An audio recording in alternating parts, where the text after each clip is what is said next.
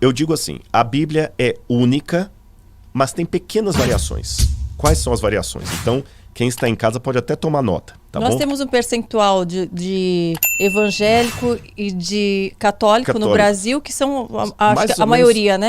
Católicos ainda são a maioria, mas os evangélicos cresceram bastante o número, né? Então vamos assim, eu estou com uma Bíblia aqui que inclusive é uma Bíblia evangélica. Mas quando a gente chama evangélica, católica, diz respeito mais à editora.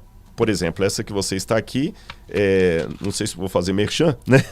É de uma editora aqui, mas é uma editora evangélica. Tá bom? Editora evangélica. Então a gente chama Bíblia evangélica. Mas se eu pegar essa Bíblia e comparar com uma Bíblia católica, as diferenças que eu encontrarei são as seguintes. Católica ou uma Bíblia ortodoxa também, que o ortodoxo não é muito conhecido no Brasil, mas para quem mora, por exemplo, na Grécia, o que domina lá não é a Igreja Católica Romana, é a Igreja Ortodoxa Grega. Quem mora no Egito é a Igreja Ortodoxa Copta, né, que tem o patriarca de Constantinopla como o superior da igreja e não o papa. Muitas vezes as pessoas pensam no cristianismo só como catolicismo e protestantismo, mas existem os ortodoxos também. Então vou falar desses três segmentos. A diferença estaria o seguinte, em primeiro lugar, a maior diferença, as Bíblias de editoras católicas, então explicando, quando a gente fala Bíblia católica, Bíblia evangélica, diz respeito apenas à editora. E o conteúdo interno é igual? Exatamente, o conteúdo é igual. A única coisa que vai ter de diferença são as seguintes. Letra A. As Bíblias católicas têm alguns livros a mais que nós evangélicos chamamos de livros apócrifos e os católicos chamam de deuterocanônicos. Que livros a mais são esses? É o livro de 1º e 2º Macabeus, Judite, Baruque, Eclesiástico. Esses livros... Tobias, esses livros, eles não foram escritos em hebraico, eles não são reconhecidos na Bíblia hebraica. A Bíblia hebraica que eu digo é o Antigo Testamento dos judeus. Se você for conversar com um judeu que ele tem lá só o hebraico, o Antigo Testamento, esses livros não estão ali. Eles não fazem parte do cânon da lista de livros sagrados segundo o judaísmo, e nem faziam na época de Jesus, tá certo? Flávio Joséfo lista os livros que tem, que eram 22, mas esses livros não estariam ali. Alguns católicos dizem, mas estavam na tradução grega da Bíblia. Mas isso também não é bem assim, porque as cópias em grego que temos são do período cristão, aí eu precisaria de um outro espaço para responder. Mas, grosso modo, esses livros não estavam lá. A Igreja Católica só reconheceu esses livros como sagrados, esses que eu mencionei aqui, no Concílio de Trento. Antes disso, não tinha nenhuma declaração oficial da Igreja que esses livros fossem sagrados. Embora, a bem da verdade, quando Jerônimo, no IV século, a pedido do Papa Dámaso, foi traduzir a Bíblia para o latim, ele acrescentou esses livros a pedido do Papa Dámaso. Ele até coloca uma nota assim, esses livros não fazem parte do texto hebraico. E do que se tratam esses livros? Ele fala sobre esses o quê? Livros... Até para complementar, eu esqueci, além desses livros, há também acréscimos ao livro de Esther e ao livro de Daniel, dois capítulos a mais ali. Esses livros tratam assim, por exemplo, Tobias, é a história de Tobias que encontra com um anjo, e algumas dessas histórias entram até em conflito com outras doutrinas da Bíblia. Por exemplo, o anjo ensina para ele alguma coisa parecendo magia, sabe? De colocar um peixe na brasa para poder ter revelação. Isso é uma coisa meio estranha. O livro de Macabeus, por exemplo, os livros de Macabeus, eles contam a história da Guerra dos Macabeus, que aconteceu justamente no período que os judeus dizem que não houve revelação de Deus.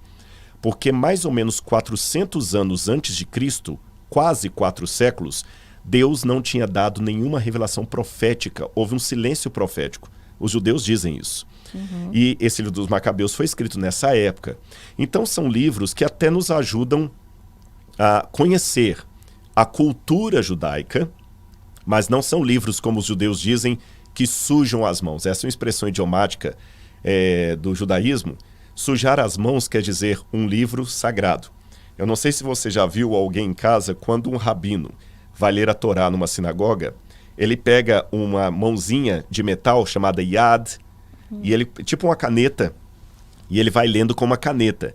É uma forma dos judeus respeitarem o livro sagrado, então eles não tocam, eles não leem assim, eles leem com aquilo ali, porque eles dizem que é um livro que suja as mãos, quer dizer, um livro sagrado. Para virar a página também? Vai com a mãozinha? Não, aí não vira porque é um rolo, na sinagoga é em rolo. Olha. Você sabia que foram os cristãos que inventaram o caderno assim, né?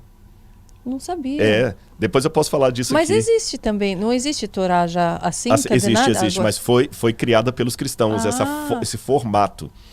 Mas depois eu posso te falar sobre isso aqui. Então esses livros, eles não fazem parte dos livros sagrados e a Igreja Católica só os reconheceu mesmo no Concílio de Trento, que foi uma situação de disputa com a Reforma.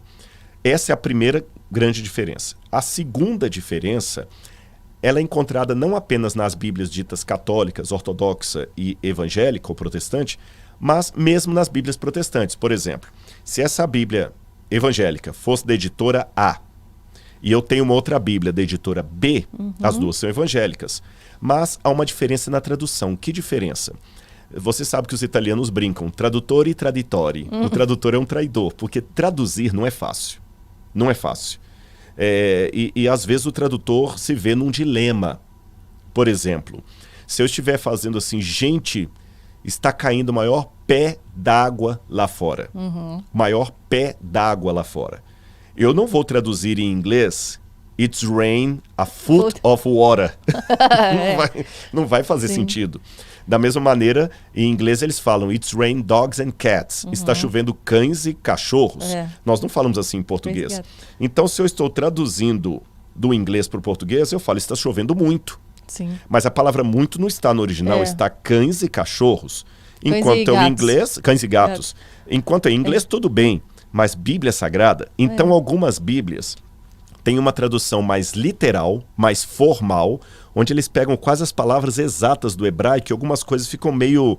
Outras traduções são mais dinâmicas, elas dão uma contextualizada naquilo ali. Por exemplo, tem uma expressão lá em 2 Reis que Davi fala assim, aqui não entrará, e no hebraico está assim, nenhum urinador de muros. Pessoa que urina em muros.